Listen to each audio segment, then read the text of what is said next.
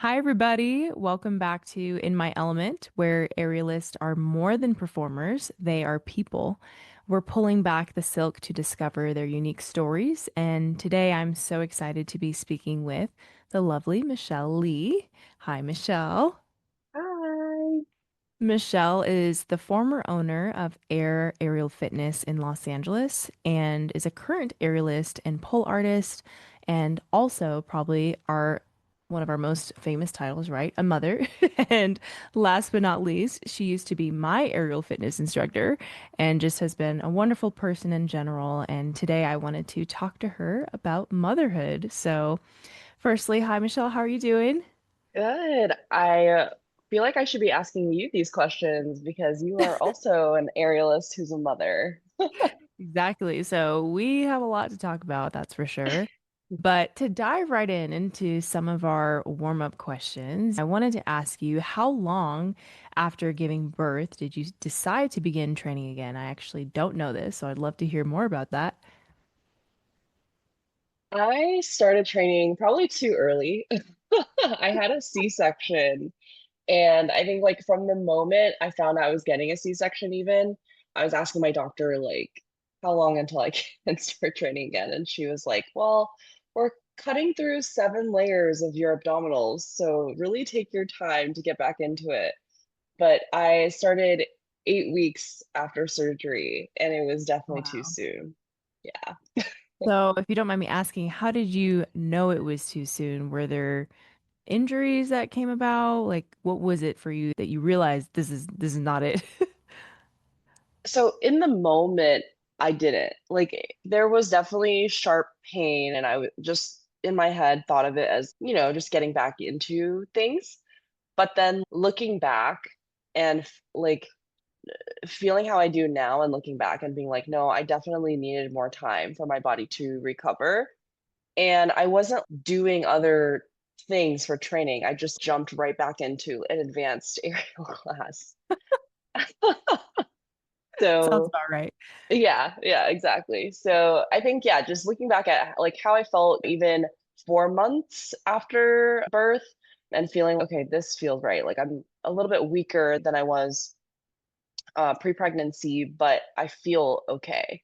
hmm So in between that, 8-week postpartum to 4 months, you said, Yeah. did you take more time off or were you just pushing through it the whole time?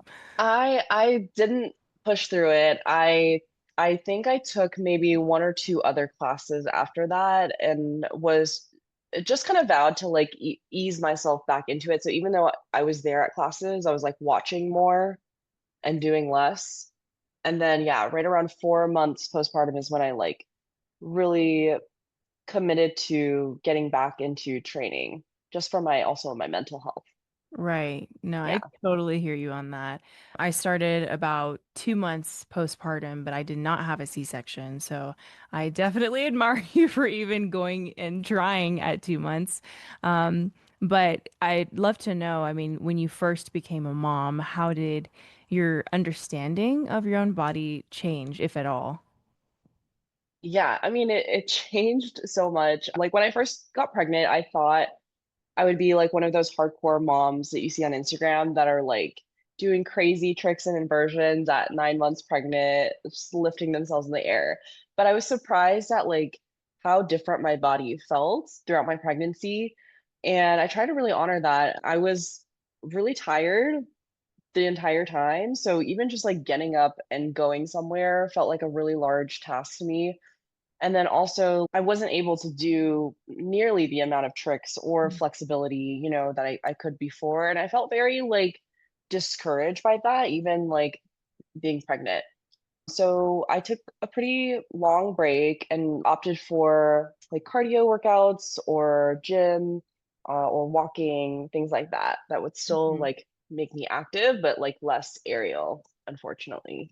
Right. I completely relate to that because I don't know if I told you, but I had hyperemesis gravidarum. So it's basically vomiting from day one to when Yes. she was born. So I could not do aerial at all the entire 9 to 10 months. I was losing my mind, not just because I couldn't do aerial, but because I felt like I was genuinely dying. If anyone has ever had it, you probably know how that feels. So I think that That's is such a crazy. hard aspect of motherhood. It's like you don't know what flavor you're gonna get, like what flavor pregnancy you're Mhm, gonna get. Are mhm. you gonna get hyperemesis? You're gonna get flavor of it. You truly never know. So I think going into it with this mindset that I'm gonna do this and this and this at 9 months, like just don't. Yeah. It's like Ah, similar to my maternity leave too. I was like, "Oh, I'm gonna pick up a bunch of hobbies and maybe start a new business." right, right. And speaking of business, I mean, you were the former owner of Air Aerial Fitness in Los Angeles. So do you mind sharing a little bit more about that transition and how that came about after giving birth?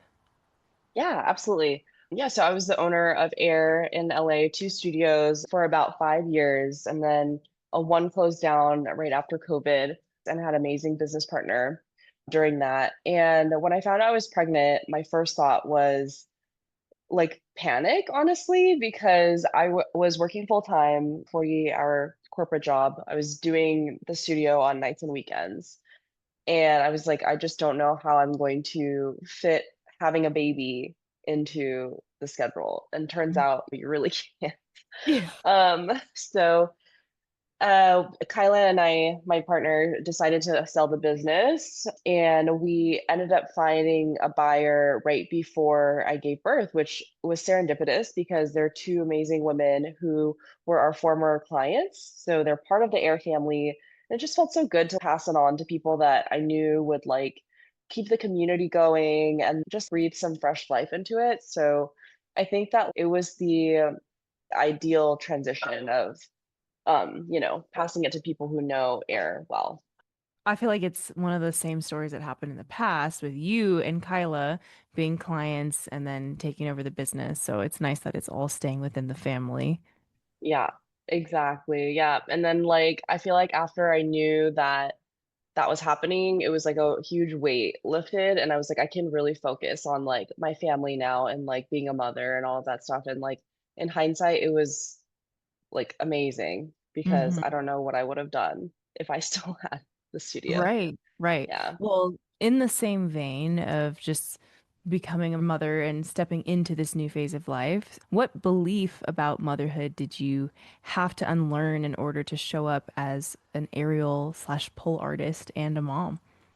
Yeah, I think there's a lot of pressure on moms to be your child's everything. And I really believe that parents need to pour into themselves in order to give anything to their child.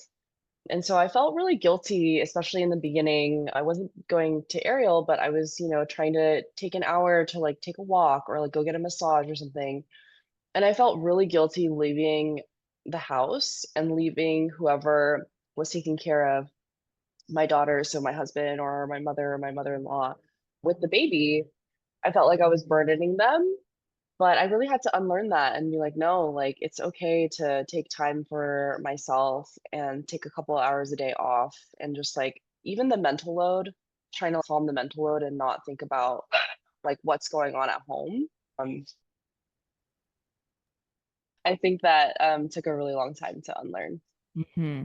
No, that makes a lot of sense. I felt the same way in the beginning, especially when I left to go to the grocery store. I was like, I don't know if this is okay. I feel like maybe I should be coming back quicker than I'm out. And there's just so many thoughts going through your head because you are pretty much that little tiny person's everything.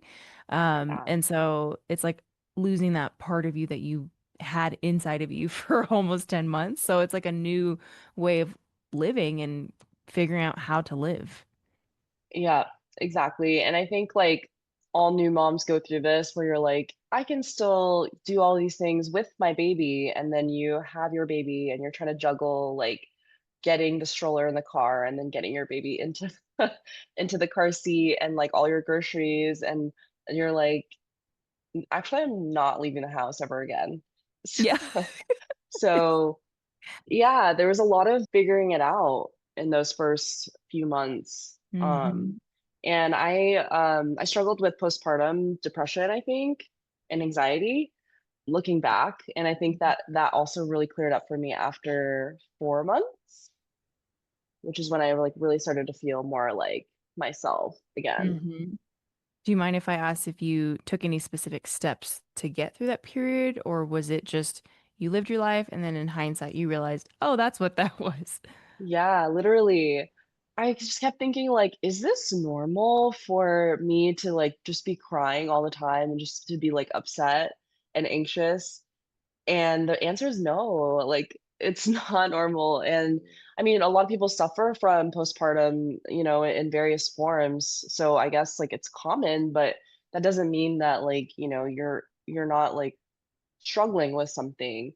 And did I do anything in particular other than being like, I'm telling you, all the interruptions. I love it. Um, did I do anything particular? No. I think that I tried to take those few hours for myself every day, um, and I just wrote it out. And then Mhm. one day I was like, actually do feel better. Yeah. That's great. I'm so happy you finally got to that point because I do know that there are moms out there who don't. And so, I would love to ask, even though you didn't do it this time around, is there any steps you would take if there was to be a next time around, what you would do ahead of time to prepare yourself? Oh my goodness. Hi. Yeah. She's Baby so interruption. cute. Okay. Oh my goodness. Hi. Hi. I This is just making my day. Mine is with my husband right now, so this is Oh, a wonderful addition. yeah. And toddler tantrum. I'm No, I sorry. do not What were mind. you Please, if saying? you need to hold her, by all means, please hold her. Yeah, I was just wondering, I mean, even though you weren't able to take the steps ahead of time to figure out how to get out of this stage that you were in, is there anything you would do if there was to be next time, or just for any mom listening, what steps would you take to prepare yourself or to seek help? Yeah, I was very honest with my doctor about how I was feeling. And she gave me more time off of work, which was extremely helpful. And I don't know if you can tell, but a- am extremely like I realized this during postpartum. I'm extremely achievement focused.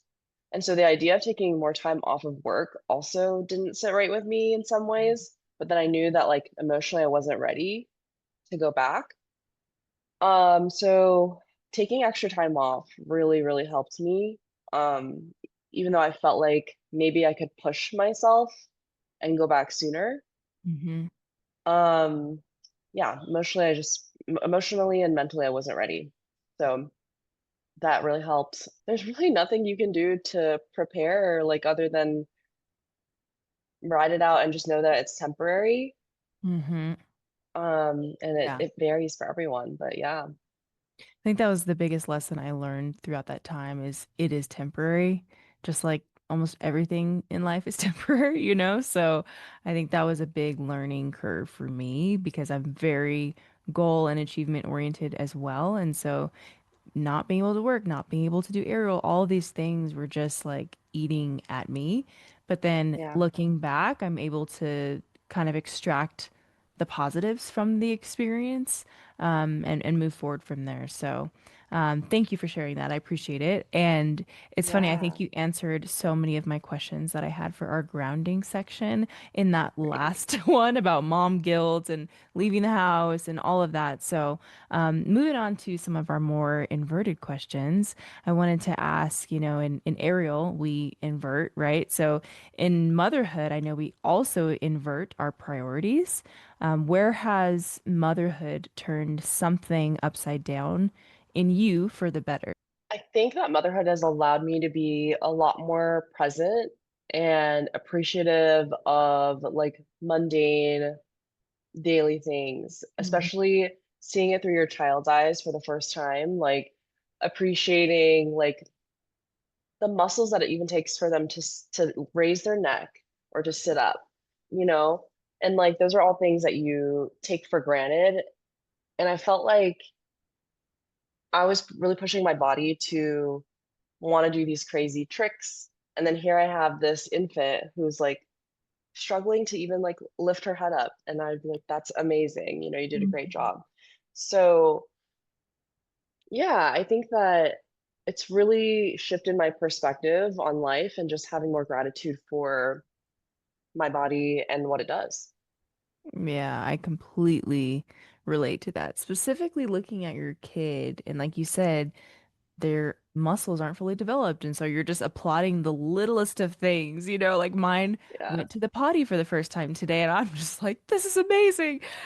And, like we're out here trying to do these crazy tricks, but at the same time, like everything is a journey. We're all working Yeah. at our own pace, our own level, whether you're an infant or a grown woman, like we all have to go through specific phases of growth. So I think that is a really beautiful example of that. Um, Absolutely. yeah, and another thing I was wondering was, what's a part of yourself that maybe Ariel gave back to you after becoming a mother that you may have thought you lost forever? Yeah, I'm not sure about like lost forever, but I think community has been a really huge part of my aerial and pole journey in general. And like speaking to people who are not asking you like when the baby was last changed or like when she had her last bottle, like was so freeing for Refreshing. me. Yeah. And it felt like, okay, yeah, I am a person with other interests outside of this. So I think community, yeah, was a really, really huge thing, is still a really huge thing that Ariel has given to me. That's so true. It's like a escape. Not that you Yeah, need to escape from your child, but it's more like a mental break where you can go yeah, somewhere and then, like you said, you're mostly focused on the moves or you and not the newest addition in your life. yeah, exactly. Yeah, that's a really good point. I think for me, one of the things that I thought I lost forever was my strength because Mm, again, not being able to work out, do aerial, basically like walk or do anything basic for that amount of time, I felt like, oh, my body's just going through atrophy. Like there's just so many issues happening. And then the fact that I was able to get back within 2 months just really shocked me, and showed me how amazing our bodies are. So I yeah, know even though you had issues at that, 8-week mark when you got back, like eventually you got back. And I think that's just so beautiful. yeah, absolutely. And I remember seeing, I think it was on your Instagram, you had posted like things you could do before baby and tricks that you're trying to do after. I loved watching that because it just really echoes the fact that, you're working on it. And it doesn't matter if it doesn't happen on the first try, at least you're going through that process. Yeah, that also enlightened me because I also surprised myself with a few tricks that I could do that I thought were gone forever. So I think it was a really helpful exercise. Yeah, I love watching them. So hopefully you'll post more because I personally enjoy them. Um, what narrative did the world give you about postpartum bodies that turned out to be completely false for you? I don't know. I'm not sure about this one, to be honest. It could be the fact that what one person thinks is just not what you think about your body. So like it could be as simple as that. Um, I think one of the thoughts I had on that question is Yeah. I think people think postpartum bodies are weak, right? Hmm. And I've also been going through fitness trainings to train postpartum moms in fitness, and Oh, it's been really fascinating learning about bodies and how moms' bodies work. And like you can continue to work out, barring hyperemesis gravidarum, all these other things that would stop you from physically being able to work out like I did. But, in general, like you can still do a lot of the same things you did before pregnancy, during pregnancy, and after. You just have to work on modifications. And I think that is it was really eye-opening for me personally because in my head it's like, oh no, you can't do any of that after giving birth, barring Right. the couple week period when you truly need to rest. But I had always thought that once you had a baby, that was it. Like sadly. But if you don't have a lot of visual examples or people reinforcing that idea, that's kind of what you might absorb. I think that, like, it's funny, I feel like I've had the opposite experience where, like, I've been consuming a lot of TikTok and Instagrams where there are a lot of postpartum women who look amazing. Like, they're like, "I look even better than when I was 20 years old." And I was Hmm. like, "That's gonna be me." Yeah. And then I was very much humbled, right, like, after birth and knowing how much, like, time and strength that takes, and also, you have so much less time as a new mom. Hmm. So, like, that it actually, like, amplifies those stories more because I'm like, I know that that was so difficult to get there, and it just, like, Right. you know, puts that into perspective for me, but yeah. I guess now, like as a mom and an aerialist, do you have any specific aerial goals that you're trying to achieve at this point? Aerial goals, I think that, yeah, like, I used to be really comfortable at the top, very tippy top of the silk, inverting, climbs, holding myself, whatever. And now I feel really fearful whenever I'm up too high. And so I think it's because I have less trust in my strength. Mm-hmm. So I really want to get back to a point where those things are like more in my body so that I'm not thinking so much about it. Mm-hmm. And then I also want to get back to teaching. So I think I'm gonna try to start teaching hammock once a week. Oh, awesome. Um, yeah. I don't know. Have you started teaching again? Yes. So I started teaching about 3 months postpartum. And so I've been teaching since then. And I've also found this organization called Fit for Mom. And that has been so wonderful for me. Have you heard of it? I don't think so. No. So basically, Fit for Mom is this organization where moms come with their babies, we meet up and we work out. And it's like an hour workout. And when I first started, I went in thinking, oh, this is going to be really easy and chill, maybe just a quick walk. Yeah, yeah. I was sweating. I was not prepared. I did not realize how hard these moms were working out. And it was in such a good way. It wasn't like they were pushing you beyond your limits. They were very respectful of everybody's limits, but it just got everyone in the mindset of like, okay, fitness in your family sort of stems from the mom. And if Mm. you are working out, your child is more likely to work out, have better eating habits. Your partner may as well. And I've just been learning so much about it. And through that process, I have also just gotten certified. This is what I was just mentioning in the last question, but I just got certified to begin teaching mothers in their fitness journey. And so that's been really eye-opening for me too, because that knowledge is transferable from regular fitness to aerial and to teaching moms who are interested in doing aerial. So I just think it's really exciting to learn more about the mom and her body. Yeah, that's wonderful. I haven't joined any of those like mom workout groups, but it's definitely been on my list. Yeah, I kind of think I had the same like misconception of like, how hard will this workout be really? But Right. I'm glad that Yeah. you corrected me And on that. and I I'm sure it's gonna vary, depending on which group you find. But I think regardless, it's been really beautiful to be around other moms and their babies. And again, just to work out and teach your kids how to be healthy, especially in this day and age, right? There's a lot of visual images floating around of what beauty is or what you should look like, what size you should be. And statistics are out there about like if you can raise your kids to realize what's healthy versus what's pretty, Mm, more likely to get out of that mindset. So I'm Yeah. just excited about what it might do for my little girl. Yeah, absolutely. Have you brought her into the studio yet? Yes, she has come with me to air a couple of times. I have not brought her while I teach, but I've brought her for a couple of classes, and Yeah.